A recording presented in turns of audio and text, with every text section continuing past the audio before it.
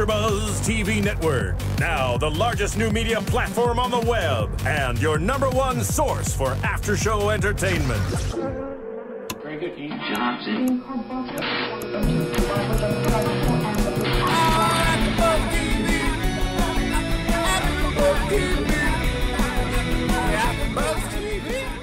From the AfterBuzz Studios in Los Angeles, California, and streaming live on Ustream, this is AfterBuzz TV for WWE's Monday Night Raw. We'll break down tonight's episode and get you all the latest WWE news and gossip. If you'd like to buzz in on tonight's show, you can buzz us at 424-256-1729. That's 424-256-1729. And now, picking up where the show leaves off and the buzz continues, it's AfterBuzz TV for WWE's Monday Night Raw. Oh! Yeah, we're the three best friends that anybody can have. Did you just write that? Did you just write that? I just got that right now. I got my Jerry Lawler script. Does anyone, before we even start, I'd like to know, does anyone do a good British accent? I don't. Okay. I don't do it. I do a terrible Hello! British. Like, that's as good as Hello. My British is a lot like my flaming gay dude as far as character. Like, hello! Like, it's just not, there's not a big difference between the two of them. All right, as everybody could see, we're missing a couple people here. Speaking about flaming gay dudes, major problem this week again. We are without females, which all female-less is a bit of a bummer. I like looking at Maria. I like looking at Lillian just as much as you guys do. Totally. This week, they both have previous engagements. They can't join us, but you are live, if you're watching on Ustream, the Monday Night Raw after show for AfterBuzz TV. I am Jensen Karp. I am going to be one of the three panelists tonight. The other panelists, we have Mr. to the P, who's a common regular to the show. That is me right here, Mr. to the P. That is I, Preston Gomez, and I am a huge WWE advocate. You are, and I have a history in WWE. I was a former writer on Raw for about 7 months, till I wanted to kill myself and became addicted to Ambien. We've went over that in passing on past episodes. This week we have a friend of mine and a friend to everyone's from Funny or Die, Justin Donaldson. Please introduce yourself. Please. Yeah, my name's Justin Donaldson. I am a director and writer for funnyordie.com. You can watch my videos at funnyordie.com/Justin Donaldson. And I mean, I don't mean to be your publicist, but we've worked together on a sketch that I wrote for Tony Danza and Michael Cera and Martin Starr. Yeah. Some other people that you've worked with. Just throw around some names, make people impressed. Well, for this crowd, probably the most impressive, Rowdy Piper. That's right. You recently did a video with Piper. Yeah, I wrote and directed a video for Piper. What was that like? It was just a dream come true. It was I can only imagine. amazing. I mean, is he off? Because I didn't. You're never able to write for him. Like, he's one of those guys that like just goes in a room alone and just write and comes out and even if you write something for him, he just says whatever's on his mind. Was he like just off? Like, was it a loose cannon again? Not at all. Really? He stuck right to the script. He was very respectful. He was a little nervous. Yeah. And he was one of the best people that I've ever worked with. Wow. He was amazing. Are there comedians? Because he does stand up, right? Yeah. And he'll do it like the Improv or whatever. Like, he does full stand up shows. Yeah, it's in his kilt. It's weird. Does he do it as character? Does he do it as the guy from They Live? No. No. Okay, that's where I would go for. I've gone out and seen him a couple of times Yeah. since we did the video. We've become friends. And, Friends with Piper. Wow. Friends with Piper. Sounds like a reality show. Yeah, right. And They're gonna both live in Piper's Pit for the show. God, you how guys just great live would there. that That's be? the whole sitcom. That'd be a Somebody dream would of buy mine. that, right? I'd buy it right now. Basically, his stand-up is him telling old wrestling stories. It's great. He doesn't do any actual stand-up. There's no jokes. It's just him telling road stories. And it's Those are always the fantastic. funniest If you stories. get a chance Fact. to see him, I cannot recommend it more highly. And he comes from a long line of wrestling stand-ups now. Yes. Because there's also our friend Cole Cabana. Yep. And there's Mick Foley. And who else? I'd like to make one up right now and just say Snuka, and then just let that rumor live. You know, Mason Ryan started as a stand-up. Yeah, right. Because he can hardly stand up. He mostly falls forward. Is that why? No. I mean, he's not funny. I mean, let him Funny to watch. Let him have his muscular. Let us be funny. You know what I mean? Right. Like Exactly. You have to pick or choose jock or nerd, sir. Yeah. He picked jock. This week we were international with Raw. We were told it was the first time that Raw was filmed in Liverpool. Yeah, Big that's deal big. to some people, big deal. This was also rare in a sense, and I think it was kind of a missed opportunity, where they recorded an international Raw on the same day that they aired it. Yeah.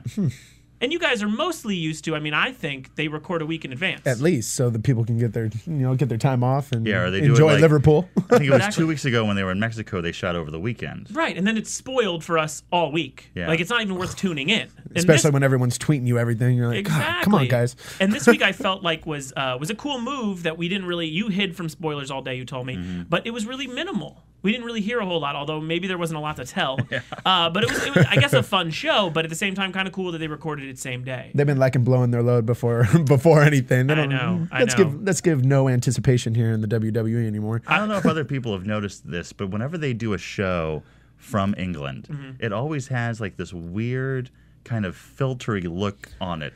Like it's almost slightly out of focus. Like the lights are a little dimmer. Like it was aired in the 90s or the early 80s. Like Japanese game shows. Yeah. They are 10 years behind. They say that everything else is 10 years behind music and so forth. Maybe the lighting's still 10 years behind. It doesn't seem like a problem for anything else that's broadcast from England. Like when you see like the European MTV Awards or like soccer. But for some reason, whenever the WWE, it's like they never quite figured out like the PAL conversion.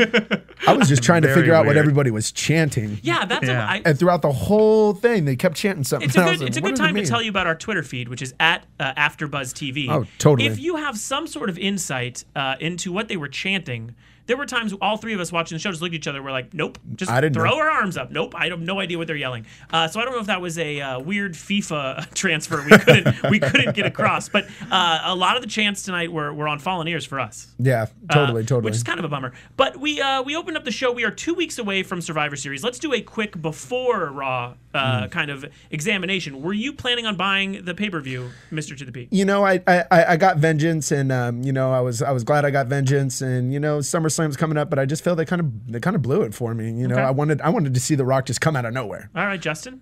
Yeah, I mean, I always buy the big four. Yeah, if I don't got to go. Yeah. I would have gone it. What about and is The Rock your draw before tonight? Yeah, The Rock's the draw. All right. Yeah. All right, because I feel like something we should talk about is the maintaining of this. Right. If it's still building and working out. I know that like if it's Zack Ryder and Dolph Ziggler, I'm gonna buy it. It puts asses in seats. I'm gonna buy it and watch it alone in my bedroom. Well, they're gonna make Ziggler probably wrestle 4 times that night. They did 2 times at Vengeance, so he'll probably wrestle in a tag team match. Do a 4 square, do it all. Knowing The Rock's gonna be there, I know I'll have 50 people at the house and it'll be in the living room. It's very true. It's a big one. We're going to smell what you're cooking. Yeah, going to smell what you're cooking. That's a lot of farts. We opened up the show with a common opener that goes on with WWE Raw, which is a John Cena State of the Union, which is basically rise above. Who do we have on the roster who basically is so good at saying anything? He could sell any product for WWE. I think if you got tampons as a sponsor, he could come out and sell it perfectly. And he did it again this week, which was to make sure you knew that they sold out WrestleMania in a record amount of time. They actually didn't even mention that they sold it out. They just said it sold fast. Yeah, it sold fast, but we already know it's sold out. So it was record-setting numbers out there. When they find more tickets, they still have people going to the website. It's true. I know a lot of people who wait till the last minute with WWE, and a bunch go up like the day before. Mm-hmm. So I do think that's why he didn't say it sold out. But we are told, and just like some of those facts about WWE, you have to wonder where they're coming from, like having more Facebook friends than every celebrity combined. I heard they have more Twitter followers than Gunsmoke. Yes, they probably. It's a good point. They not more than Hee Haw though. They had more back in the day. But no, I mean that's the thing about these stats that they throw out. It's the fastest sellout. Who's keeping track of these? I like to think it's just like some nerd in the back with a couch, like just flipping it up and counting. It's Zack Ryder. He's the only one that cares. It's a good point. It's what they've been using him for. But yeah, he came out to just basically tell you it's a record-breaking sellout, and again to push Raw next week. Yeah, and I don't even like that. He needs to quit. They need to quit over pushing it. Like we get it, The Rock's a draw. They need to bring some excitement. Okay, The Rock's coming, but have him come out the week before at least. Okay, let me do my bad impression of a British person. I'm going to Raw. That's my bad impression. I'm really excited. And then you come out, and then they go, next week, and then I'm just like, oh shit. Like, you know what I mean? Like, there's really nothing you can say. Like, I paid a lot of money to come here. It's the first time you've been in Liverpool, and within 5 minutes, you're telling me how great next week's going to be. Well, they've been doing this for weeks. They've been telling you how great that next week's show is going to be for 3 weeks now. Yeah. Well, that's just telling you don't have to tune in the next couple of weeks. It was kind of like the side quote that happened when John Morrison came out. You know, if they have to say how good it's going to be as fast as it's going to be, we so know crazy. It's not going to be true. I know, it's so crazy. So we basically have him come out, do a State of the Union, explain things that don't really explain much, but sort of give you an overview of what's been going on in case you're just tuning in. And then we have the run-in from Miz and R-Truth. Two guys that obviously are getting what I would probably argue the strongest push right now. I mean, I guess you could argue with say Zack Ryder, but the people they're really pushing seem to be, and we'll get to that in the main event, Miz and R-Truth, which sets up a main event. Does that excite? I mean, does the idea of Miz and R-Truth coming out, does that excite you guys? No, I think they should really be pushing that's what I think the WWE is, just making the WWE Championship that much more relevant by pushing things like Zack Ryder and those kind of. First of all, no belts are involved. Yeah. There's no it's Zack Ryder. Come on, woo. Yeah. But I mean, they're just totally making Alberto Del Rios and CM Punk's feud irrelevant. Yeah. They're burying it. I think they need to be flopping everything. And I know it's super smarky to say things like, oh, he doesn't have the heat he had, which is like the common thing you say about CM Punk or Triple H, or you just say this all the time. Oh, he was so hot on June 15th. Why isn't he hot now? But with Miz, it's so true. Yeah. At WrestleMania, he was red hot. He had that package they put together, and he was obviously the underdog to get that kind of pop coming out, and it was amazing. And he was all over the place all over, all kinds of media outlets, everything. And it just feels like, when Triple H kind of came back into the mix, they put him with R-Truth to try to get this tag team going. It just never felt the same. It didn't have the same hot feeling. He lost his juice. Yeah. I think that's just true with the WWE overall coming out of Mania. Yeah. Because a lot of casual fans that I know really got interested around Mania. I know. And they dropped the ball with all of those storylines. Yeah. As soon as a couple weeks after, everyone was tuning back out again. Yeah. Easily. I agree. So we had that. Cena gave a very timely hide your wife, hide your kids reference. I mean, I was hoping he was also going to bring up, kid after dentist or something. Another really timely meme video. But, again, walking the thin line between racism and internet reference, John Cena.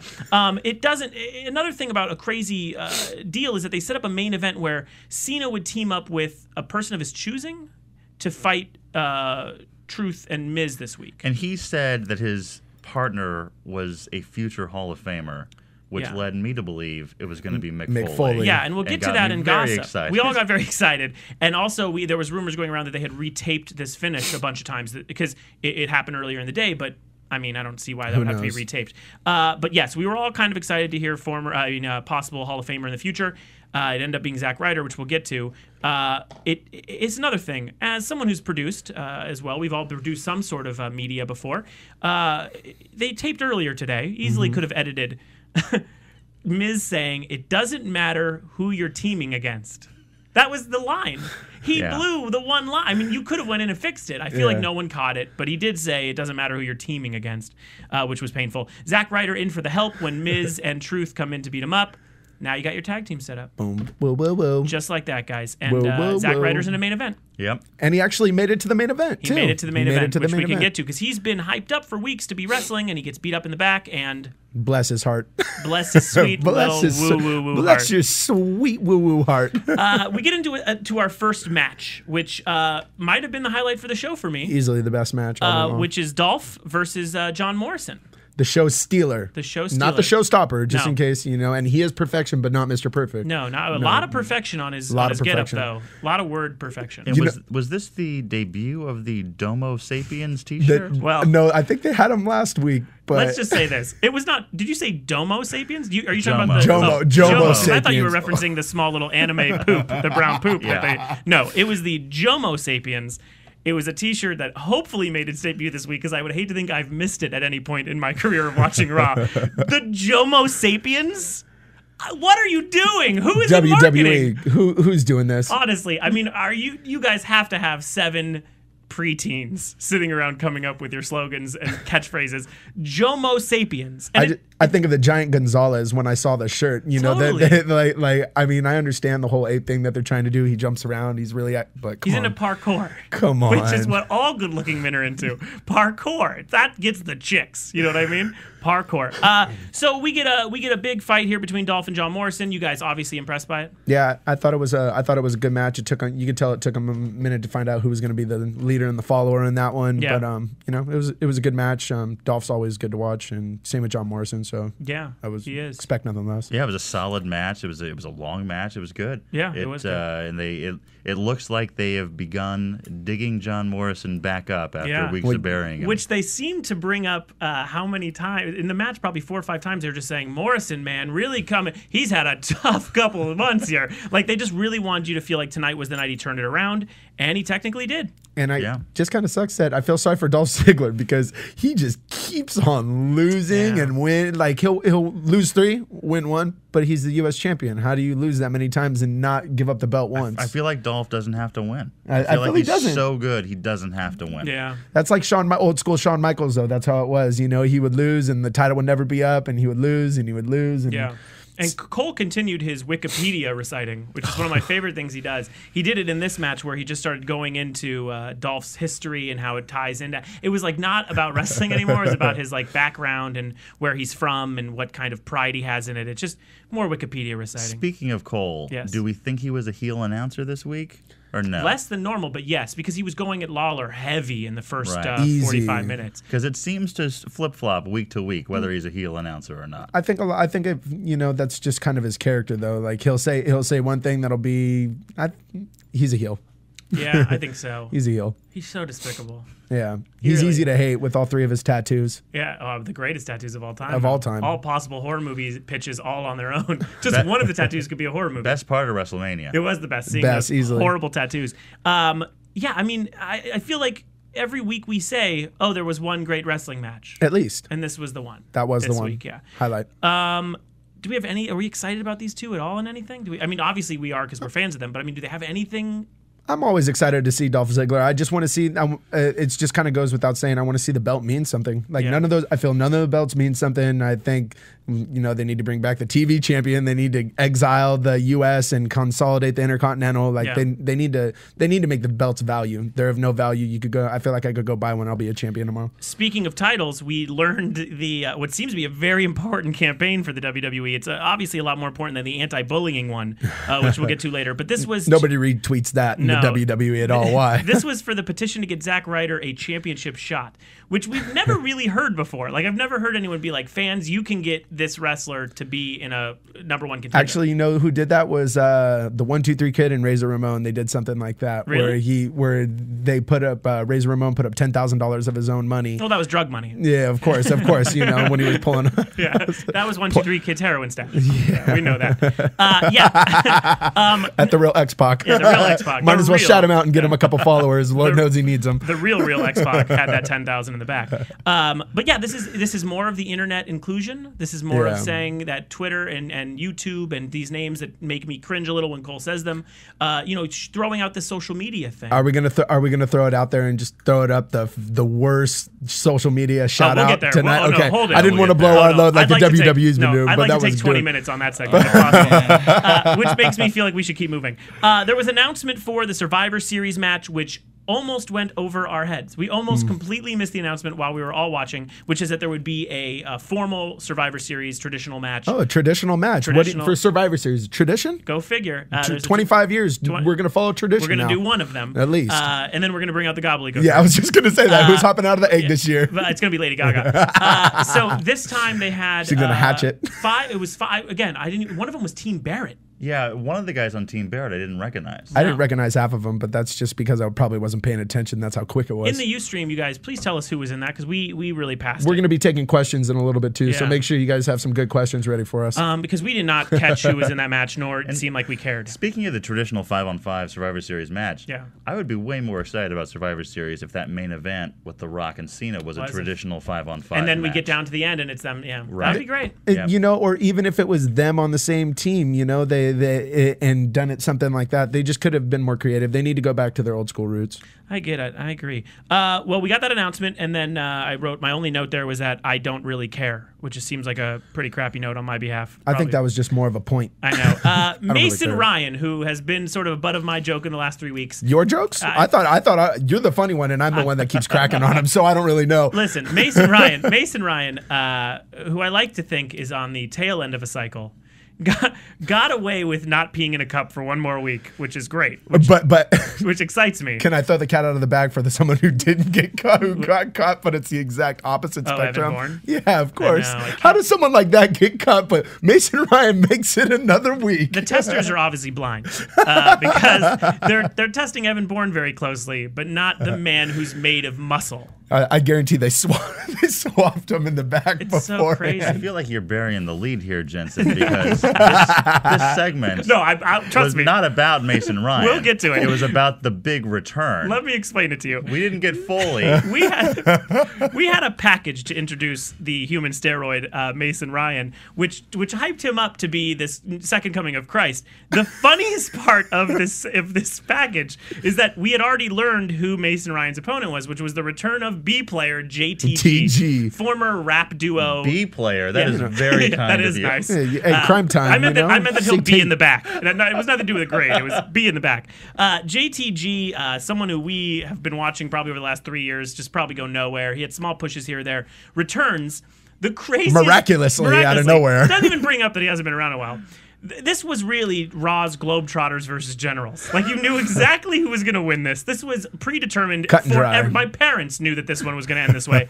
But the craziest part of the story is that in the package, it showed Mason Ryan beating up JTG. At least 5 times. At least 5 times. Which is like, okay, we have him wrestling someone. There's a slight chance that our newcomer is still going to be groggy. Oh, by the way, he's beat the crap out of this guy 4 times, and we're going to show you how he's done it. I think, and it sucks because when I saw it, I'm like, wait, that's JTG getting beat up again. You found that, and I was like, and then we saw it 3 more times after you said it. So basically, we were hyped up for a match of the return of JTG and sort of the return of Mason Ryan. We're still in the early phases of Mason Ryan being a monster until he's suspended, and so we saw what was going to happen in the package. In the package. And it sucks because they just totally, once again, WWE blowing their wad all over us. And that is just not the business. I was so disappointed because I thought for sure we were going to get a JTG package. Yeah, obviously. Just like the Mason Ryan one, showing the split of Crime Time, where he's been all of his superstars highlights. I would have liked the package to start with like a milk carton with his picture on it. Missing. And then it's like it lights up. Someone needs to become a heel and really start doing that with other wrestlers that are in there and start coming and make them missing, like the Hall of Pain, and he should do it. That someone needs to do that. That needs to be someone's gimmick. WWE patent pending copyright. You got it right here. Call out who hasn't exclusive. Let's hit that. Let's hit that exclusive buzz. I don't know if we're going to. They're not going to do it. No, unless I Jesus feel like it's safe not to. Oh, there it is. It was not that exclusive. It was more of an opinion. Yeah. All right, fair enough. Okay. Exclusive opinion. So we saw Mason Ryan win. I mean, who called that one? Human He-Man figure. I mean, it makes sense. Hercules, he needs a big chain. Yeah, Chris Masters, Hercules. It's the same gimmick we've seen. He didn't know what he wanted to do. He had no idea. So we went into a segment backstage, which we thought was foreshadowing. Which I like to think the writers were in a Hitchcockian way doing something we thought was going to happen, and not allowing it. Which was the Bella Twins having another Zack Ryder running and yelling thing where he's like, YouTube, no, links. Babies, I'm going to be fighting again. Yeah, he just yells a million things, and then they foreshadowed that the last few weeks he's been in these huge matches and doesn't get to the ring because someone beats him up. Ryder promises this week it won't happen, which made us all be like, it's going to happen. Didn't happen. It was nice though, but the foreshadowing was a bit of like a hatchet to the face. Yeah, it didn't work out, but it was a nice little swerve, small swerve. We have the hype up of the return of Kevin Nash. I'm a huge Kevin Nash advocate, and I've called it since when he came back. I was there when he came back at SummerSlam.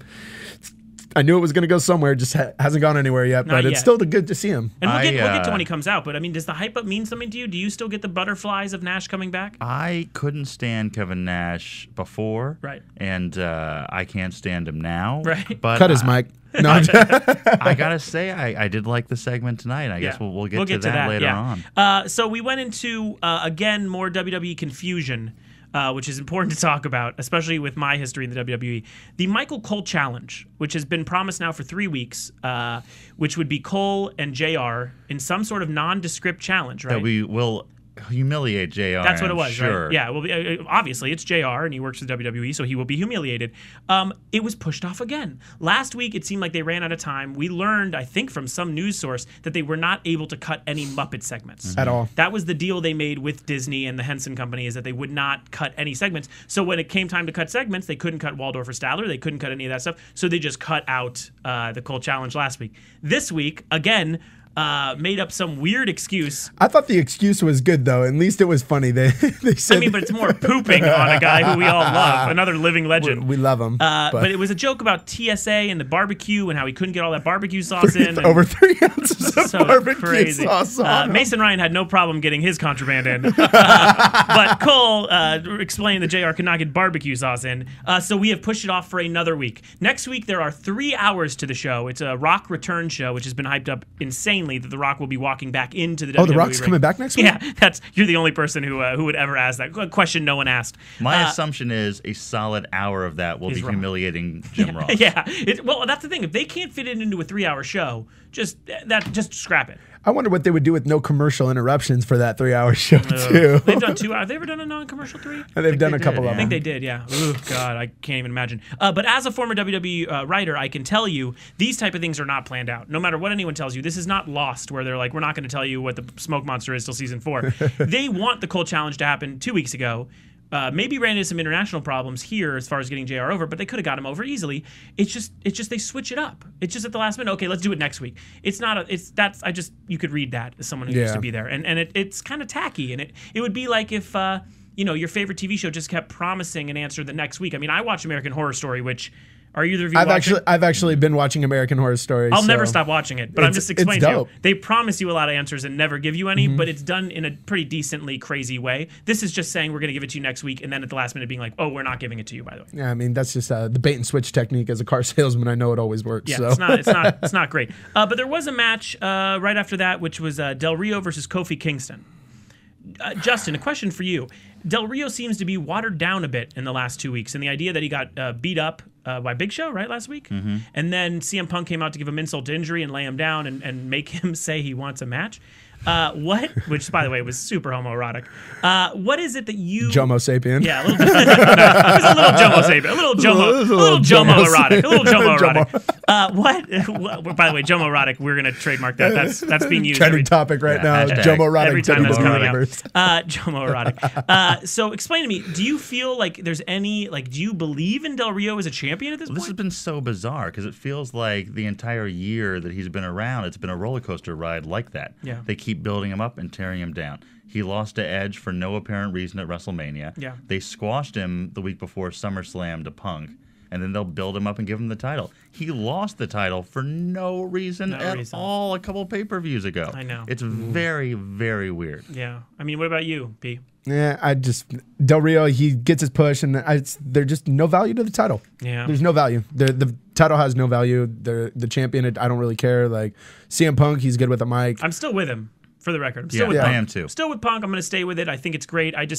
Whenever he gets a chance to talk, it's great. It's worth hearing. It makes for good entertainment. This was a fast tap-out win, which is important to talk about since it does hype up Del Rio from last week's almost crying on the floor. But then it takes, once again, away from the value of being a WWE Tag Team Champion. Speaking of value, during this match, they made it public that they were joining a new social media platform. Finally. Ooh, what platform is it? An emerging, breaking, brand new social media platform called... You're listening to the AfterBuzz TV network. Google Plus. Months too late, people. Google Plus. My parents have joined Google Plus. And already deleted their account too. At this point, I am surprised that they did not announce a Friendster launch or all their music would be on Napster this week. This was so dated that it shows that obviously someone from WWE did a meeting over at Google Plus where they learned they can profit share and revenue share. AdSense. And you said while we were watching, you noticed that Kelly joined Google Plus, right? Instantly, she was tweeting. So we obviously have a lot of wrestlers joining, superstars joining Google Plus. They now a little late on the bandwagon, and by late I mean they have missed the bandwagon by months. I think Google Plus missed the bandwagon on that one too. So nothing like joining something right before it dies. I was just proud that it wasn't a Google Buzz. Because joining the WWE, I was surprised that they're actually that far ahead. That they knew about Plus. Yeah. That's a good point. I hope one of them opens a home phone line soon. That also would probably fit well into the theme of joining Google Plus in November. But, whatever. Joining late, still funny. I like if anyone is actually a good question here. If you're on Google Plus. Well, that's another question. If you're actually on Google Plus, I'll add you to a circle, I guess. If you're a caveman. My thing is if you are excited to join Google Plus because of the announcement tonight, we'd love to hear from you. Because that would shock me. That would actually throw me into a tither of, I don't know what I'm talking about. But Google Plus to me just seemed, it was laughable. We all laughed. I laughed extremely hard when I saw it, just because I know how irrelevant Google Plus is. Yeah, it was crazy. But CM Punk runs in at the end of the match for the crossover hour, which is always the very important keep you to not change the channel to go watch Nitro. I'm also time traveling. Yeah, and they didn't blow your load at Nitro too, telling you the results of the WWE match. When wrestling was entertaining. Which they could have. CM Punk runs in for the crossover, and you have a CM Punk Del Rio segment, which was baffling. The only thing that was actually edited properly. Yeah, it was the only edit in there. Seemed baffling. Justin, you tell me, because you seem to have the most confused face. It was a weird. Well, first of all, it started off very odd. Like they cut into it from the commercial break. They took the commercial break at what seemed like a very odd place with Punk coming out that you don't usually see in a WWE show. And then they came back to it with the promo already going on, which seemed weird. And then, I was totally lost. Because Del Rio asked Punk to back out of their match at Survivor Series, or said that John Laurinaitis said he could. Yeah, which was very confusing. It was tough. Okay, here's what it was. It was tough to figure out, but here's what I think it was. I'm giving you the chance to cancel this match. I think I'm gonna jump in right there. I think really what it was what's his bucket with the tie and the coffee cup? What's his name? The tie and the coffee cup, the bow tie and the coffee cup. Otunga? Otunga. Otunga. What he had said was Otunga, and Laurinaitis said that that CM Punk had to do it in a certain way. Right. Last week, almost like scare tactics. Exactly. Like, I'm going to sue you if you don't back out of this match. So or something. Last week you should have walked up to me in a formal manner and asked me to have this match, but instead you came out and humiliated me and did it in an aggressive way. So I'm going to give you the chance to take it back. Exactly. That sounds crazy. Why would anyone do that? Why would I be like, oh, you're right, I strong-armed you. I'm going to start back over. Of course, all the people in Liverpool were trying to understand his accent too. Yeah, I was just like, what is he talking about? It was almost like David Lynch wrote the plot line. Right, I was like, why would that even connect? Like a little midget comes out and does like a backwards talking. Would have made total sense. And in my mind, I was trying to simplify it. I was trying to think like, oh, maybe he's doing like the, I'm going to give you the chance to back out, or this thing's going to go really bad for you. Yeah. But that wasn't it. It was some really overcomplicated, just bizarre plot. Here's can I read you guys, just because we just got it, the Survivor Series match? Oh, of course. The one that's the traditional match. This is from JFree82 on Twitter. Orton, Sheamus, Mason Ryan, Kofi Kingston, and Sin Cara versus Barrett, Cody Rhodes, Christian, Jack Swagger, and Hunico, which I guess would be the other Sin Cara. Hunico's the guy I didn't recognize. Who is that? That's the other Sin Cara? That's the other Sin Cara. What does he do now? I think did they unmask him? Did they unmask him? I didn't recognize him. I don't know if anyone knows. We'll get that on the questions. They didn't unmask him? Yeah. Does he look as creepy as Rey Mysterio? He kind of looks like Chavo Guerrero. Oh, really? Well, that's good. They were going to bring back Carlito? That's racist, just for the record. Yeah, I didn't even notice that at all. And also, the thing that bothers me the most about that lineup is it reveals that Zack Ryder is going to get his U.S. title shot. I did, because he's not in the match. He's not in the match. Yeah. And neither is Dolph Ziggler. Neither is Ziggler. You would think they'd be in it. One really cool part of this was, I don't know if it was all editing and audio, but when CM Punk decided to say his no, so they asked him, will you like to cancel it? He then walked away a bit and went, and the audience went, whoa, and then at the end he went, no, which was great production or just a great coincidence. But that was really awesome, and it actually sort of saved the segment for me, because it felt like I cared about the answer, even though it's so obviously it was going to be a no. CM Punk is just give him a microphone and he'll save you. Just like really Dolph is so Ziggler good. in a match, you know? He is so good. And then we have an attack, which seems pretty normal in these things nowadays, where CM Punk gets attacked by Rodriguez and Del Rio. Rodrigo. And then somehow Rodriguez gets out, and Del Rio gets out. Rodriguez is left alone, gets the finisher every week, and his little funny 8th grade hair of the comb over on both sides flaps in the wind, and then he's out. By the way, best anti-bullying message. Attack the guy who didn't attack you. Always. Or the guy in the suit. Yep. Also things to do when you're not bullying. Do as I say, not as I do. We're on to the next match, which is Jack Swagger, who hates Muppets. I need you all to understand this. Jack Swagger hates Muppets. I hope so bad that they run with this. Oh, well, it would be so great if just every week he just has some sort of stress from his run-in with Muppets. He's almost like Eminem at the MTV Awards when he got mad at Triumph, where it was just like, are you really mad at a puppet? Like, calm down. But you're told he hates Muppets. Not only does he hate Muppets, he does a small promo against Muppets. He's almost like the opposite of a furry. The people who have sex wearing outfits. Opposite of the furry. He's the opposite. Yeah. So he ends up in a match against a phobia. There's definitely a name for that, by the way. Against the WWE's version of a Muppet, which is Santino. They end up in a match together, and Swagger has a promo where his eyes start twitching a lot. Because he he hates Muppets. Beaker. Yeah, he's selling for Beaker. Good point. Poor Santino can't get sold for, but Beaker can. And so now Swagger has a new gimmick where he is so furious at Muppets that his eyes twitch. No. His eye is twitching because last week Beaker threw. Was that said though? Because I feel like in the commentating they went, he's so mad he's having an eye twitch. Oh, that's a shame. But I wish it was that he had like acid flow in his eyes and now it twitches. That would be like a Gold Dust thing. Yeah, that would be selling for Beaker. For literally a Beaker. An actual Beaker. But that was eye twitching was pretty awesome. Real Popeye vibe. A real like arg arg, like a real Captain Sparrow. It would have been cool if he was mysterious and he never talked before. Then he'd have an excuse to have a lisp as well. Yeah, we'll leave that for Rhodes, for Dusty Rhodes, and his son, and probably everyone in the Rhodes family. So we have a next segment, which I like to call the boner segment, which is Lawler introduces Kelly Kelly. Kelly, I swear if you don't follow me on Twitter, I'm going to keep asking you to follow me on Twitter. She's not watching. She's not watching. She's doing much bigger things like the cover of Maxim, which is a weird feeling for me because I remember back in the day when those unveilings were for Playboy and they would promise me nudity. Maxim, not so much. Shouts to Maria, who's not here this week. But I would be more excited about a Playboy appearance. Even if it's not nude, it just, Maxim doesn't have the same, there's a tradition for Playboy in WWE.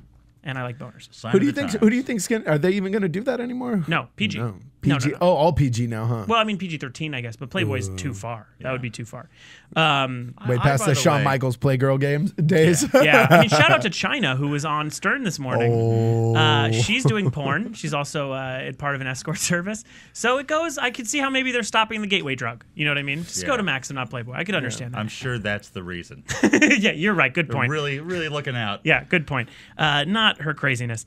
So at that point, from boner segment to the bullying segment, we have Beth Phoenix and Natalya come out, Natty come out and tell her that they want her to cry. And they all look like well, that's the crazy thing. Kelly they start like bullying her for looking like a Barbie.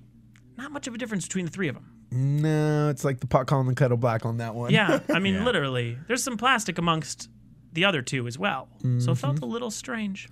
And I'd really like to see Natalya naked. Would I'd like you? to see what's going on there because she has like the thick body. Like I just want to see. She looks like she could be successful under there. I agree. Yeah, really? You don't think? I think it's kind of confusing. It is. That's the other reason why I want to see what's happening. Yeah, this is not in a sexual way. I just want to see. Just curious. Yeah. I feel like she's what the song Brick House is about. Do you know what I mean? Yeah. Oh. Like, I feel like there's a real serious ow. Like, if you were to take it off, I assume all of her genitals would go ow. Shout out to the WWE. We want to make sure that Natalya's music gets changed and it starts with the ow. With Brick House? Yeah, or something. Just something like the ow. Yeah, I get Minnesota. I could understand. Brick House could work. Yeah. Minnesota music. Okay, so we get into some bullying. They actually call her a mutt. I don't know if you guys caught that. They called her a mutt. No, I noticed that. It gets better, kids. You know, hashtag it gets better. This is serious bullying. At that point, they're trying to make her cry. They get a save from Eve and Alicia Fox. Alicia Fox jumping in from the JTG milk carton. And so they're run out. The bullies are run out of the ring. And we are able to see the Kelly Maxim cover. Finally. Which Does not disappoint, does disappoint. Doesn't disappoint. I just, you already know they probably took like 1,000 shots. Yeah. You're going to take the one where she looks all high. She did look a little phased. She looks stoned. Looked a little phased. I don't care enough.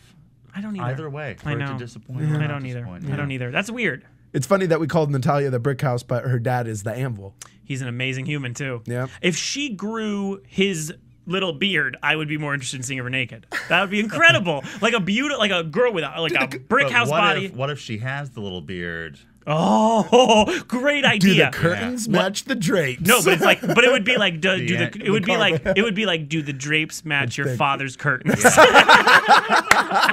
And her genitals, her pubes literally go down past into a full. All right, fair enough. Oh, fine. We got bytracked. We'll throw that out. Throw the flag. Did we stumble into a morning zoo show? Hey, it's me and the gooch. No. As you can tell, we have fun here. Yeah. The Spanky and the gooch. Quit talking about the divas. Yeah. Quit talking about the divas. It's 8:56. It's 82 degrees. No, I mean, truth is I would love to see her father's face as her genitals. We all know that. So we revealed the Maxim cover. We were very excited. People at home probably were stoked. Whatever. We felt it a little. Into one of our favorite WWE characters, John Laurinaitis' first appearance on the show. At least he didn't walk all the way to the ring this time. No, he stopped. He stopped. And even if he kept walking, he would have just talked at the same pace, so it doesn't matter. So he announced... And let me say real quick, Sure. to all the smart marks out there that just loved CM Punk's big speech a couple months back. Yeah. The result of it is we now have John Laurinaitis on television. It's true. It's true. Ultimately. You got to look at it as for a larger picture, is that it did push John Laurinaitis probably further than anyone else. I would argue Triple H, but that doesn't need a push. Nope. John Laurinaitis is the only fresh push from the CM Punk idea. Yep. And it was funny because you could even see it. I wish we could have taken a picture of it or still framed it where it's all anonymous general manager storyline. That's what it said. There was a sign that said anonymous Raw GM storyline question mark, which is great. I have a buddy of mine, one of these guys who is a casual fan who really started getting into it around Mania. Sure. Who they lost after Mania. Yeah. Tweeted me texted me in the middle of the night the other night asking, "Hey, whatever happened? Who did the Raw GM turn out to be?" one. Like he hadn't watched him. It was David Arquette. We figured out last week. Thinking who was, and I had to write back. Nobody. I thought for sure forever. I thought it was going to be Stone Cold. Yeah, I thought it was going to be Stone Cold because they had already given the GM position to Foley at one point. Yeah. So I thought for a long time it was going to be Stone Cold there, and because they were dropping that's the bottom line. Yeah, they were dropping a lot of them. But they also did I smell the rocks. I mean, they've done a bunch of little things. So. I think the truth is it's probably better that it just faded out because. With it going so long, no matter who it would have ended up being, it would have been a letdown. It would have been a letdown. Yeah, except David Arquette. Last week we talked about all the storyline, so I don't want to go over it long, but all the storied tradition of fallen huge plots, which is like GTV, who blew up Vince's limo.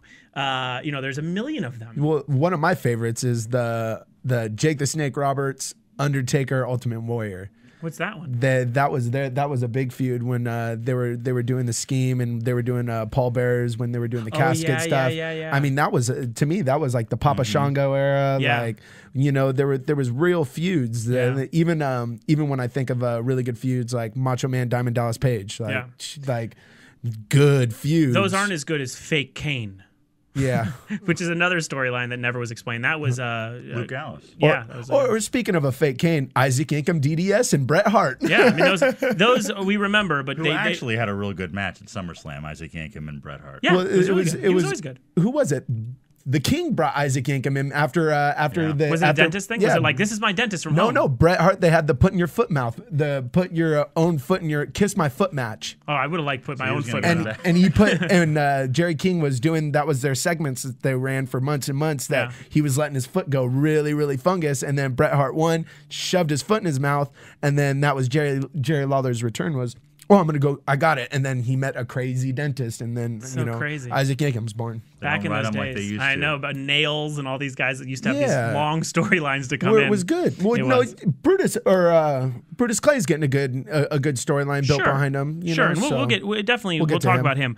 Shout out to friend of the show, obviously, and arguably a producer on the show because he's been getting a lot of guests set up, especially last week with Clark and everybody. Dave Lagana gets another huge sign. There's another huge Lagana sign in the front TV side, so he is international. Yeah. So shouts to Lagana.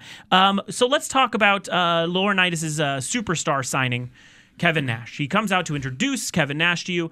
I will go on record as saying Kevin Nash looked great, and I've been the person who's been vocal about him looking like trash. Fix the beard. Doesn't look like the Keith Hernandez Just for Men commercial anymore. It's a better position. He looked good physically. They put him in the right outfit rather than some of these ones that show the midsection a little too much. Or the ones that have him wearing the Ghost Hunter shirts. Exactly, those horrible Ghost Hunter afflictions. Yeah. It was all about him getting a more natural hair color. Exactly, and a more natural storyline, which was the idea that he's mad at Triple H because he got a pop when he came back for Royal Rumble, and then when he went to get a full contract, he was told he can't get one. He'd rather get a small subsidiary Legends contract. I love that storyline. Yep. Why wasn't that from the beginning? It sounds real, and I feel like Nash would be mad that he didn't get a real contract. That felt right, and I think even the look looked right. His tone looked right. I remember when they put him in a ring with CM Punk, and it was sort of that pipe bomb moment for Punk with Nash. Just bad timing. He wasn't catching up. It was like an old school guy versus a new school guy, and it didn't work. This worked. That's why. At the Survivor Series, they need to put Nash in a squash match. Which we talked about, which I agree. I think that there should be some sort of surprising opponent, not Santino, not someone that he'll squash, someone that's a little surprising. If it's unfortunately Ziggler, it's unfortunately Ziggler. But it has to be someone who we would be a little surprised that he just gets three moves out. He just needs to come in and win a title or something and just really be something. I know. Exactly. Well, we learned that very fast. 1995, he brings up the Click. He brings up all these things. Doesn't bring up China's porno career. Doesn't bring up X-Pac. Doesn't bring up Scott Hall. Doesn't bring up anything that has to do with the real Click. But we were told, most importantly about the Click, Triple H will be out a month. We were told that by the announcers that because of injuries to the head, he'll be out a month, which sets up the WrestleMania match of Nash versus Triple H. Or as the doctors told him, right after The Rock leaves again. That's true. No. Weird that they talk like that. The doctors talk like that. But yes, right after The Rock leaves, I assume you're going to feel better. I think you're going to see a Royal Rumble match before a WrestleMania Possibly. match. Unfortunately, do you think they'd rush that? Nash and him at Rumble? They're going to have 17 pay-per-views before the end of the year anyway, so what does it matter? What's WrestleMania for Nash? March. No, what is it for Nash? Nothing. Who knows? That's so embarrassing. No, 95, I think, was his first WrestleMania. No, I'm saying what would be his WrestleMania this year? What Hall would of Fame induction? No way. But yes, but no way. I don't we'll really get to it. Predictions. Yeah. I'm going to write that down so we remember our predictions Kevin Nash. for the WrestleMania Hall of Fame. So we're put into a video package of someone we talked about in passing, Brodus Clay. Someone I don't know a lot about because this falls into the pre-Lagana getting me back into wrestling through social media, because I only got back into wrestling years after I wrote there because it gave me an opportunity to make fun of people on Twitter because of Lagana's I Want Wrestling hashtag. This is before that. So I don't know much about him, but he looks physically great. I love him. Big, huge guy. He is in a WWE Films movie coming out, so that's why he's getting a pretty large push. He's in a horror movie. Tell us what you know, Justin. What do you know about him? Oh, I've seen him live a couple of times doing a lot of dark matches, the squash matches, but they've all been fun. He's a monster, right? He's a monster. Yeah. He was for a short period of time Del Rio's bodyguard, which was great, but they just dropped that. They dropped that real quick. During, I think, the brand shuffle. Okay. Yeah, I like him. I think what else has he been in? What else was he in? Any other sort of faction or? He was in, I think, the third NXT. Okay. Yeah, that's what I think. He was NXT. That's so crazy. Him and Percy Jackson. I think they were on the same thing. Yeah. Well, they're on the same thing in my mind too, because both should be used more. But I guess we're going to see more of Brodus Clay. We go into a segment back with John Laurinaitis in the back. Which has one of my favorite Raw quotes of all time in it. But Otungo, everyone knows I'm a huge fan of the mug. The mug is getting a lot of shine, guys. And the bow tie. The bow tie I like, but it's been used before with, the Nation of Domination and such. The mug brand new original programming. The idea that he would carry around a travel mug like teachers carry, all times drink from it, not address it. Almost addressed it this week, which I got very nervous about, but they have kept the mug intact. I love it. I hope he uses it as a weapon. Yeah, that'd be great. I hope at some point you can go to www.shop.com buy the mug. I will buy the mug. I'll go on record now. Even if it just says WWE on it. Love it. I want Otunga's face on it, but sure, I'll buy no matter what you do with that mug. They may have saved the man. They may have saved the man, but he doesn't have a beaker, which would mean everyone has to sell for him, which would be my dream. But we learn a little bit between Laurinaitis and Otunga. Anyone remember what they said? It was about Brodus, right?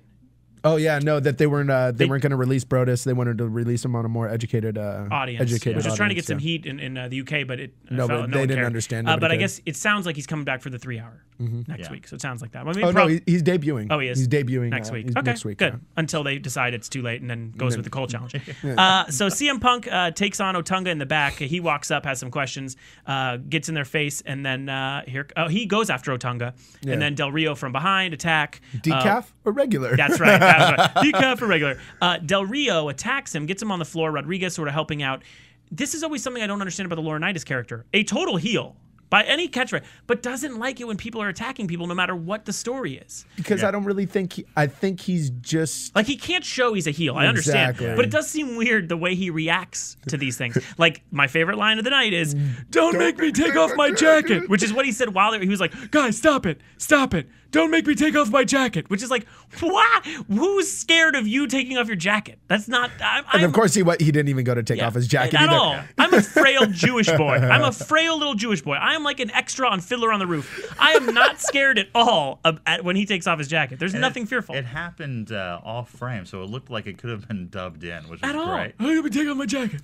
So amazing. That was really my favorite part. That was probably as natural as he could say it, too. I like to think he was fed the line, but maybe not. We are in main event time, which seemed to be hyped up all night, which was R-Truth and The Miz versus Zack Ryder and Cena. The shocker, Zack Ryder got to the ring untouched. I thought he was going to get the crap beat out of him on the way out. Yeah, nice little swerve. We obviously thought we had heard rumors, which we'll get to in the rumor segment, of Mick Foley being in town and doing some international stuff for WWE during their house shows. Didn't happen. Nope. Just Ryder straight out. Some things we noticed during the match, which I guess is important to talk about, is it felt like Zack Ryder is slowly becoming the main event. Yes. In a weird way. The chants were, "We want Ryder." It seemed like everything was directed towards Ryder.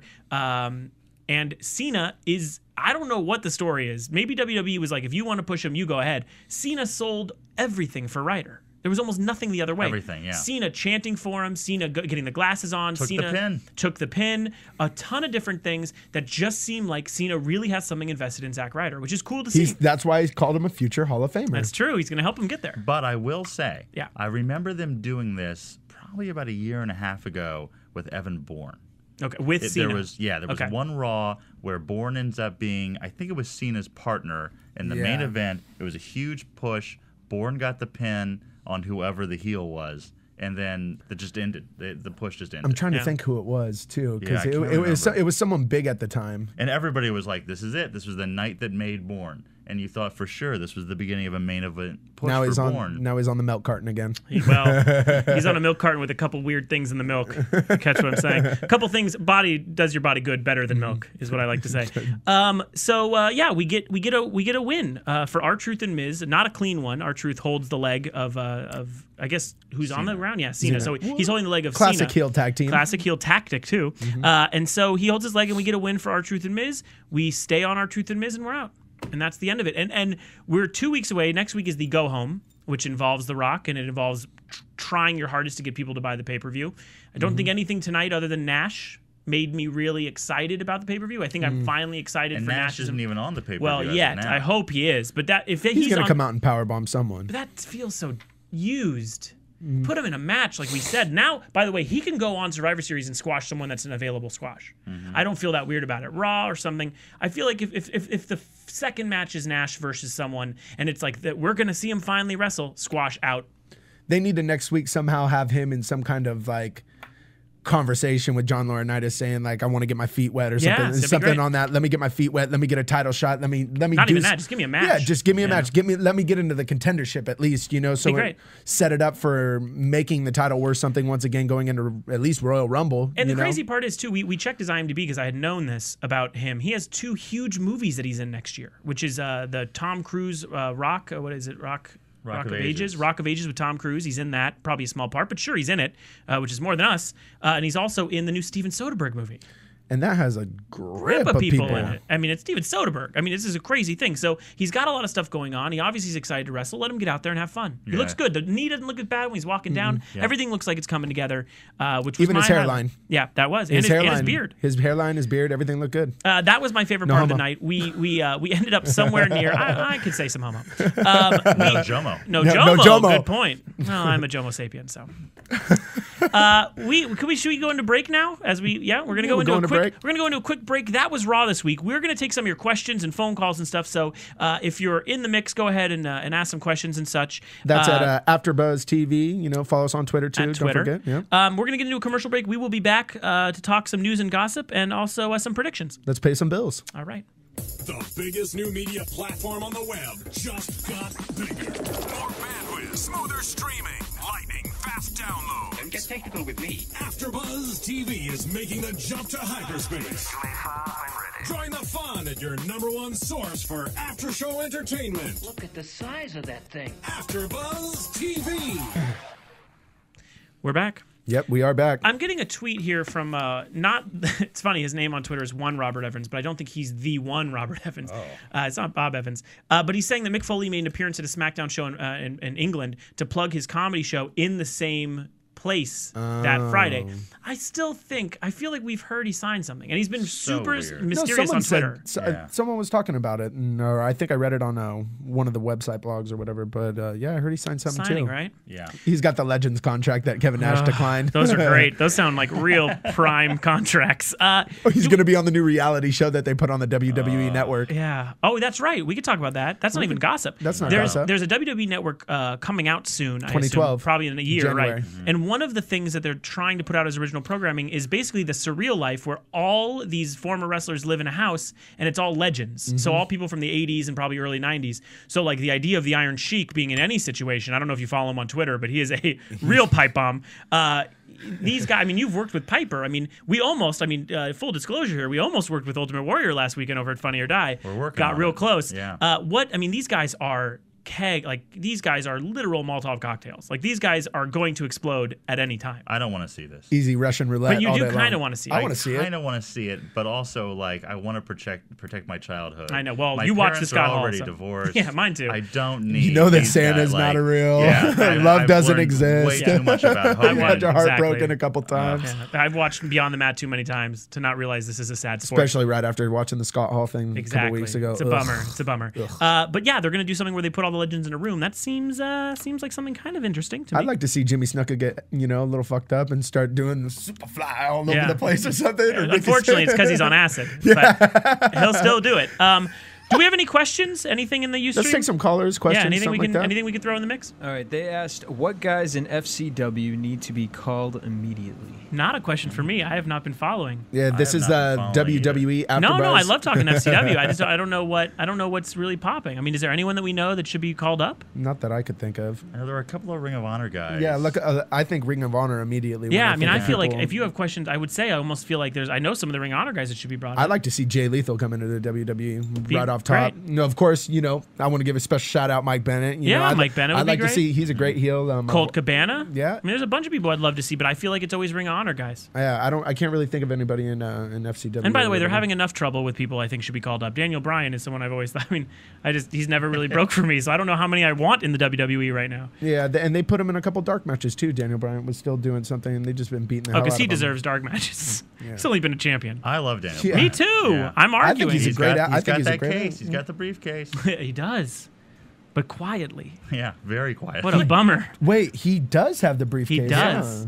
Yeah, good storytelling that we all forgot except Justin. But what a crazy thing. He should be. That is true. I'd love to see that. He could cash that he could cash that in at any time. He's Daniel been Bryan, if feuding- you're out there even watching, which I'm sure you're not doing not. anything, it's You're a not. Monday night, Yeah. so Wait, Daniel Bryan can cash it in and be the first person to not win from a cash-in. How horrible would that be? That would make me cry. at WWE Universe, where's Daniel Bryan? He's Yeah, missing. He's milk on the carton. milk carton. Put him He's on the milk carton. carton with a briefcase. With a briefcase. The milk carton's in a briefcase. In the briefcase. Let's take makes it another harder to question. see. Anything guys, else? we have a caller on the line. Sure. Caller, what's your name? Where are you from? Oh, hello? Hey, it's a girl. Hey. I know, we're so rare. You're aren't so we? rare. You guys are the unicorns of wrestling. Like, I don't even know if you exist. I just know you're we- like the pot of gold at the end of the this rainbow, is so. girl. Last week we begged a girl to call in to prove my point wrong, that girls mostly, as a majority, are started off in wrestling by a boyfriend who forces them to watch. Is that what happened to you? Well, there's the two groups. Okay. There are the really hot girls who got into it because of their boyfriends and brothers, Okay. like Maria. And then there Dang. how do I say, the hideous chuds who just like, you happen to see sometimes. I know this isn't the unpopular thing to say, but you kind of see them in the background at the show. In the front row, right? In the I front, understand. no, the cameras don't go on the good ones. No, but if you look camera close- goes on the good ones. Yeah. The guy who does the camera in the front is this guy named Marty, and he was actually one of the nicest people when I was there. But he's really good at catching those few girls that have to. Which be one shown. are you? Yeah, are you? Which one are you? Oh, I'm the hideous. Oh, trust me, I'm no Maria. I know my place in the whole wrestling hierarchy. I want you to Bless have your more heart, confidence, though. but yeah, I let's like see. your honesty, but I so badly want you to have more confidence. But anyway, okay, fine. I don't think you're hideous. Maybe you just fall less into the idea that someone introduced you to it and you had a general interest in it, right? Oh yeah, I Okay. got introduced in like the old school Undertaker Razor Ramon days. Okay. Bless your heart. Well, that My makes cousin you had the Razor Ramon poster. makes you much prettier in anyone's eyes. Yeah. So explain to me what got you into wrestling. What was it that started you off? What spoke to you? Oh, it was like right around the time. Well, I started watching, old school days. Yeah.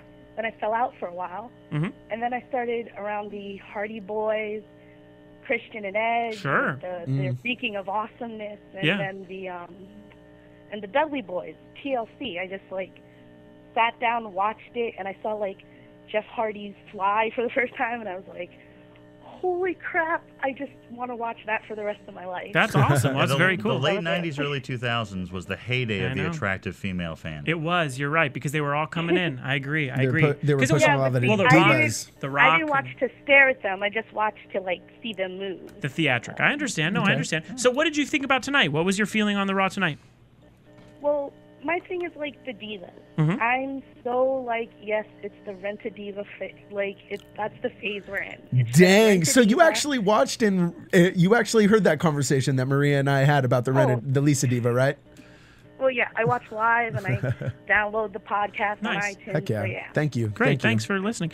So, what? I mean, are you excited to get Survivor Series? No.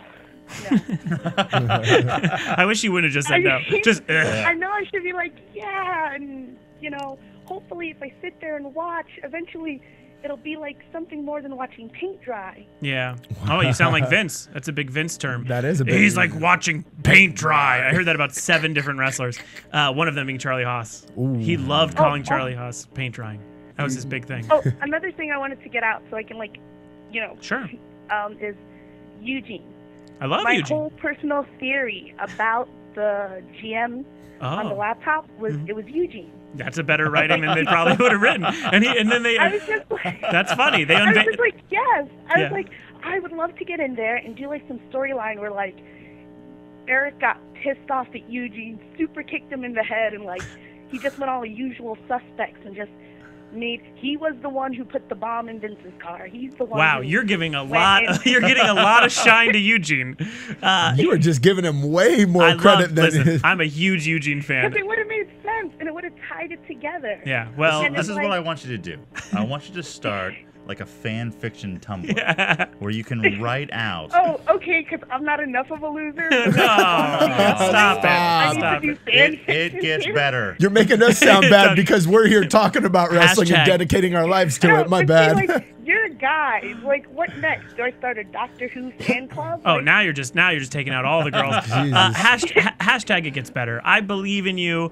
If you want to create a Eugene Tumblr, we will promote it on the All after day. show. I agree Tag with us you. on Twitter. Listen, as a former writer, those kind of questions and ideas. What is that? Those kind of ideas come up all the time, where it's like, wow, it'd be really fun, and then it's sadly you'll never get it past that moment. So you're way too creative to be into wrestling. No sense. Like, why? I agree. Like, I understand why you took the Ambien and you're like, get me out of here. I Because did. It's just like, if the fans don't want to stick around, why would the writers who would actually give an interesting storyline want to stick around? I agree. You're talking to the guy who found himself in a Target in the middle of the night and didn't know how he got there. Listen, I got in a bad place. I didn't want to be there. What is your name? Oh, Josie. Josie, thank you so much for calling in, and we hope to hear from you again. Yeah, make sure you follow us on Twitter. Thank you so and much for letting me ramble and No. share my ideas. Please have fun with your Tumblr and your Doctor Who site. Okay, take care, Josie. Thanks so much. All right, we have another caller on the line. Caller, what's your name? Where are you from? Hi, this is Chelsea Wessler from Champaign, Illinois. Where were you guys last week? Just a wild question. Well, I'm going to tell you right now, it has to do with me being back on the It's show, true. right? It might be because of you. Mr. To the P comes back, the girls start watching again. had- That's I was cool. watching. We had Clark on last week. Movie I watch star. every week. No one cares. No Movie one. star was here from Hot Tub Time Machine. No one They cares. see my music videos out there. They know I'm doing No something. girls tune in. Okay, so tell me, when did you start watching wrestling? Are you from the school of a guy introduced you to it, or? I watched since the age of 3. Okay, was your dad into it? A couple years ago. No, actually, my mom. I was flipping through channels, Yeah. Well, that's the best way.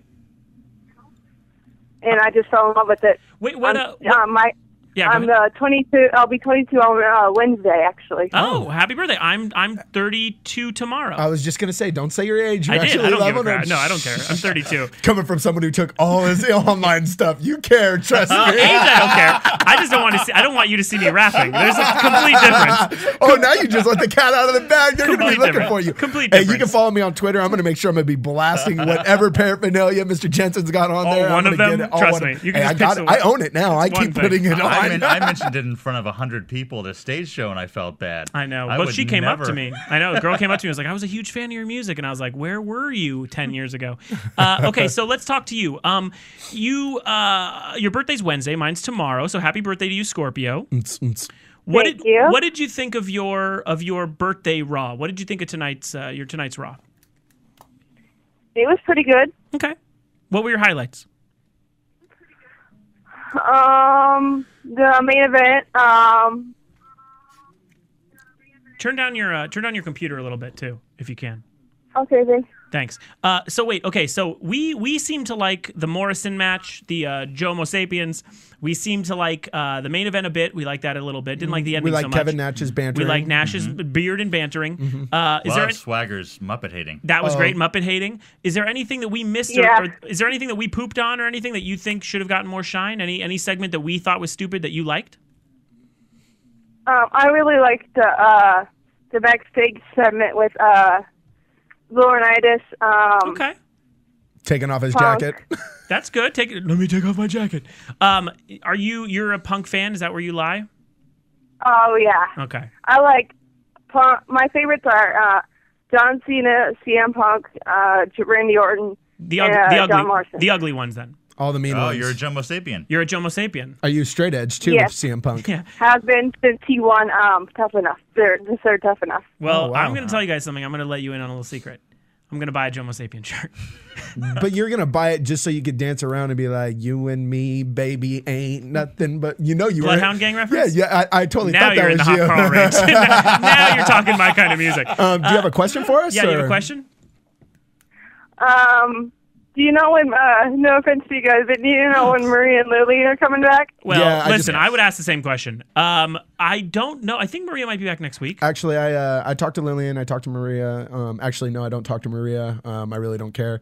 But I talk to Lillian all the time, and she'll be back next week. As far as Maria goes, I'm actually unfollowing her on Twitter right now. What are you doing? What are you mad? I'm just kind of throwing Okay, her under the good. bus. She never retweets any of my stuff. She actually acts like I don't. I think she really hates me down below. She doesn't hate you. No. Come on. She got mad because I took pictures of her and threw it on. No, I think everybody's coming back next week. We got a good staff, and we're going to keep it entertaining. We'll keep joking. I think next week we have, I hate giving out who's next week because they might not show up, but Ricky Maybe, I think, is coming next week from Zach and Mary Make a Porno. Oh, that'd be rad. A bunch of things you've seen him in. He's very funny and a huge super fan. Huge. So he'd be great next week. But yes, we're going to try to get some girls in here. It's important to all of us. Trust me. We don't even like looking at ourselves, let alone we didn't each even other. sit next to each other watching the show. I want them to wear the bags that Randy Orton brings out. No, Randy Orton. Come God, on. rats! I'm gonna. Cody Rhodes. Do we got another caller on the line or something? Do we have any more questions in the Ustream? Thank you for calling in, though. Thank you so much. Anything else that we want to get to? Yep, they want to ask you guys, do you think Kevin Nash will return before Triple H? Yes, of course. He's already back. I think so. We have a month for Triple H, which means once The Rock clears the way,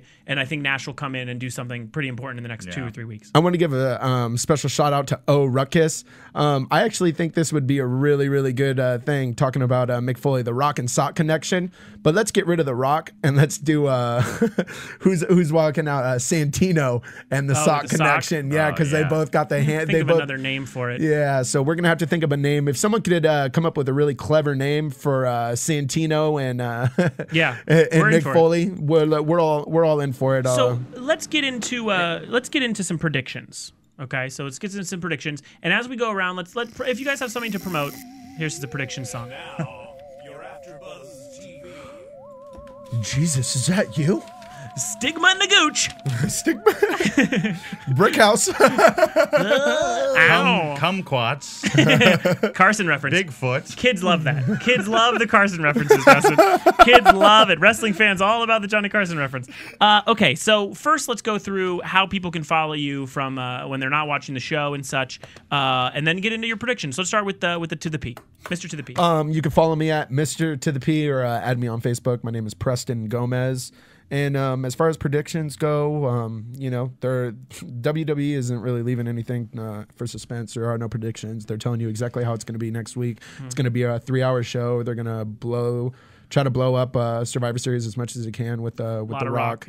A lot of Rock bantering. Hopefully Kevin Nash can powerbomb someone. We could give him someone to smash on. Be great. And we have that would be a nice little lead-in. Just that's pretty much it. They're not really they didn't leave anything for the imagination. This would be obviously a super show, right? So we got everybody on the roster out. Every show's been the super show. I know super's the most worst used word. They need to go back to Raw as War. And it's true. Something to make it go. Some kind of good gimmick.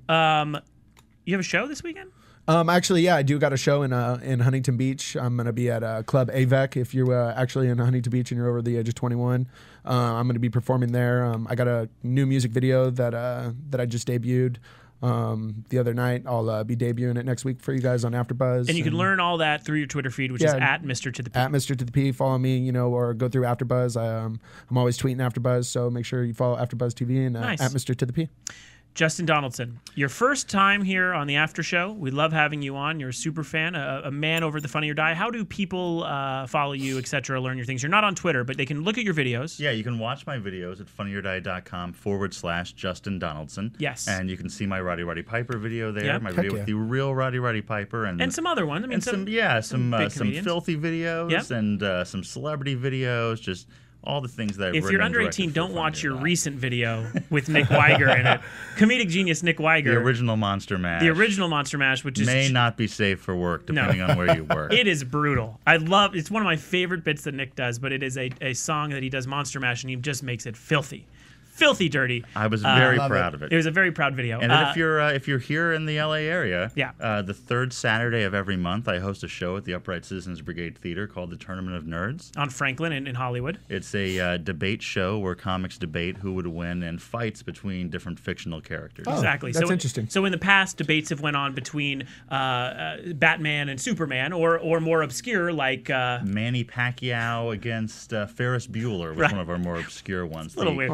Insane Clown Posse against Willy Wonka. China against Dennis Mar Rodman. Yeah, there you go. China versus a sad porn career. You can go to ucbtheater.com and buy tickets for our next show, which is November 19th. And I'm commonly a judge at these. Jensen is commonly a judge. I'm commonly a judge, so you can always come and bother me there. And we've had Roddy Piper as a judge a couple times. And you have a wrestler possibly coming up. We do, yeah. We can't say who, but it's a big one. Really big. We talked about him today. Yeah. I will say that much. But we can't talk about him again. No. Our January show. Yeah. Cool. Well, I hope we have a nice day. Okay, so next is your predictions. Well, I got to tell you, I disagree. I think the WWE is very unpredictable right now because I think they have no idea what they're doing. That is unpredictable. That's true. I feel like you never know what's going to happen from week to week. It's true. I couldn't tell you what's going to happen at the Survivor Series. Besides Rock and Cena, I have no idea what Mania looks like. And usually by this time of year, you can see what it's wrapping up to be. Figure it out. Yeah. It's kind of weird. I hope that we get a CM Punk, Dolph Ziggler world title match. Be great. That is my hope Or at for least, WrestleMania. At least get him, bring the belt some value. Yeah, that's it. I just want to see value. That would bring it some value. My predictions, and then I'll get into how you can follow me. I don't think we're going to see the Cult Challenge for another week. I didn't even think about it. That's my main prediction. Is that you think they're pushing it to Mania? That would be a great concept to just keep the That'd be the longest storyline in WWE history this year. It's technically as long as Rock and Cena to push it. No, we're not going to see the Cult Challenge again. Another issue will come up where JR can't enter the arena because he has shingles or something stupid and odd and mean and just rude, nasty. Too fat to fit in the door, just like some mean, rude bullying thing. That's all I can predict at this point. I could predict that they're going to not have the Cena Challenge. I'll predict that I'm interested enough to see the debut of Brutus the kid, Clay. Of Brutus Clay. Yeah. I'm very excited to see that. Beyond that, I mean, they've been hyping up things. Muppets, Nash return, Rock obviously next week, a 3-hour. With 3 I love hours, how the Divas we could didn't see even some get a pretty match, good though. The Divas did not get a match. They got a Maxim unveiling. They got a Maxim unveiling. They get an unveiling instead of a match. Yeah. Maybe they'll wrestle next week. Yeah, I mean, I'm hoping that there's a unveiling of Mason Ryan Muscle and Fitness cover next week. When are they going to put Mason Ryan in one of those movies? Yeah. Why is WWE Studios not understood? I don't get it. We love seeing men made of actual rubber. Yeah. I mean, he could be Stretch Armstrong. Forget Taylor Lautner. Yeah. Why do I know Taylor Lautner? Stretch Armstrong? I don't even know who you're talking about. I'm going to go kill myself. You can follow me at any time. I am on Twitter under Jensen Clan 88, CLAN 88. It is a place where I make extremely rude jokes. That's a C, not a K. He's not racist. Yeah, not racist. So it's JENSEN CLAN 88. Not a good place to follow me if you're trying to just be homies, because I find a lot of jokes about Tyrese. Or there's common people I make fun of a lot. But it's very fun, and you can follow me there. It's very easy. I also own an art gallery, 2 of them, one in Los Angeles, one over in Venice Beach, called Gallery 1988. So you can see my day job by just going to gallery1988.com. We have a bunch of art shows. Right now we have one up that is a tribute to Bill Murray. It's all pieces on Groundhog Day, or What About Bob, or Scrooged, or what's the other one? Life Aquatic, Tenenbaums, Rushmore. Yeah, it's a great art show. And you can see it all at gallery1988.com. Again, my prediction, no Cult Challenge. That's all I care about talking about. That's it. That's all I care about. We will see the mug again. Jensen, yeah. Someone has a question when you're going to be doing another WWE exhibit at your gallery. Well, we've never done it. We've toyed with a couple things here or there. Like we did a Mankind screen print from the Hell in the Cell match, which was awesome. But it's one of those things that just like I would have to work with the WWE, and that's not something I'm against. But I don't want to find myself dipping into Ambien again. So I was like, let's wait to deal with them. We just weaned them off of it. Yeah, I just got away from it. Don't need to have me back on the Dr. Drew show. But yeah, that's something I would love to do eventually, but not in the cards right now. But there is someone who did it recently, a show in the UK. I saw that, Did you see it? Great stuff. Yeah, very good. All screen prints of old vintage wrestlers, and really good. Super illegal, because you're not allowed to do that. But it's in the UK, and it was very limited, so I'm sure they're going to get away with it. But I know that the Masked Man from Grantland tweeted about it. That's how I learned of it. But I don't know how you would find it. Maybe if you put in like vintage wrestler screen prints UK, it might come up. Or maybe I'll tweet it on Jensen Clan 88, JENSEN. Yeah, they're worth taking a look at. They were really good. Really good. Better, almost to a point where I was like, well, I'm not going to do it for a while. And that's it, guys. We will be back next week, hopefully with females and breasts. Totally. We need the ladies. We, as always, are here after Raw. You can check us out on iTunes, as well as on Ustream. Right? Yeah, Ustream podcast, www.afterbuzztv.com. That's at AfterBuzzTV on Twitter, Facebook.com/AfterBuzzTV, and Ustream.tv/AfterBuzz if you want to check us out. Thank you guys so much. Thank you, Justin Donaldson. Thank you, Mr. To the P. I am Jensen. And, Thank you, Jensen. We'll be back next week. Thanks so much. All right, guys. Bye. Bye. From producers Kevin Undergaro and Phil Svitek, engineer DJ Jesse Janity, and the entire AfterBuzz TV staff, we would like to thank you for listening to the AfterBuzz TV Network. If you have questions or comments, be sure to buzz us at info@AfterBuzzTV.com. And you can find us on Facebook or follow us on Twitter by searching for AfterBuzz TV. Buzz you later! The views expressed herein are those of the hosts only and do not necessarily reflect the views of AfterBuzz TV or its owners or principals.